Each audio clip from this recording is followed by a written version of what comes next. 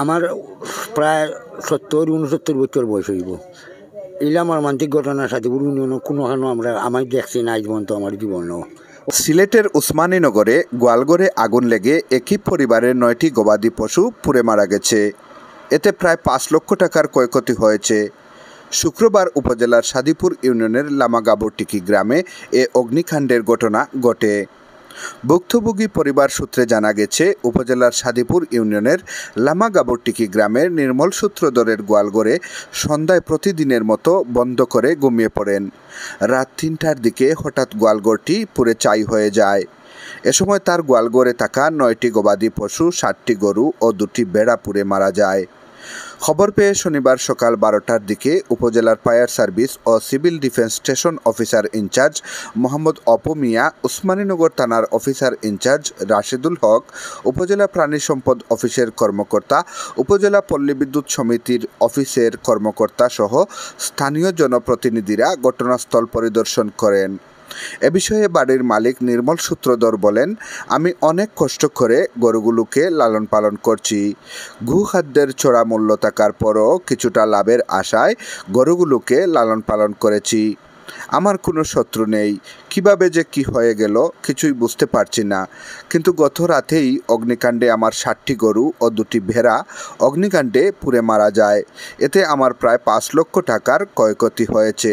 উসমানীনগর উপজেলা fire service ও civil defence station officer in charge Mohammad Apu Mia বলেন, এখানে বিদ্যুতের একটি লাইন থাকার কারণে আমরা ধারণা করছি অগ্নিকাণ্ডটি বৈদ্যুতিক শর্ট সার্কিট থেকে হতে পারে। ক্ষয়ক্ষতির পরিমাণ আনুমানিক নির্ধারণ করা হচ্ছে 4 থেকে 4.5 লক্ষ টাকা। উসমানীনগর থানার অফিসার ইনচার্জ রাশেদুল হক বলেন, খবর পেয়ে তাৎক্ষণিকভাবে পুলিশ ঘটনাস্থল পরিদর্শন করেছে।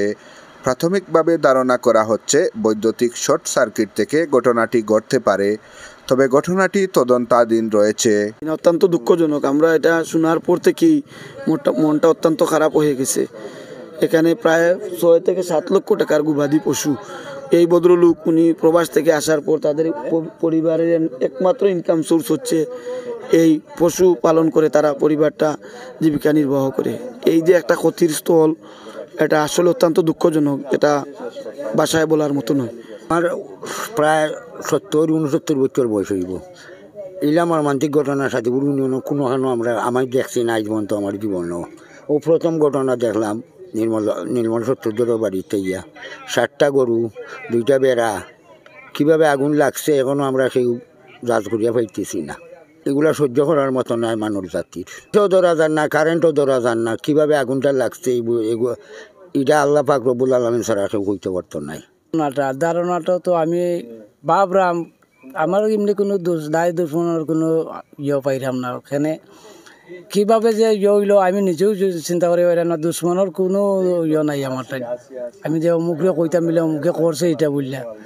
আর কীভাবে যে কারেন্টটা লাগলো, কারেন্ট যেভাবে তোমার আমার মেন ঘর থেকে সুইচ আইছে, কাট আউট পড়তে পারে মনে হলে, কিন্তু এটাও পড়ছে না।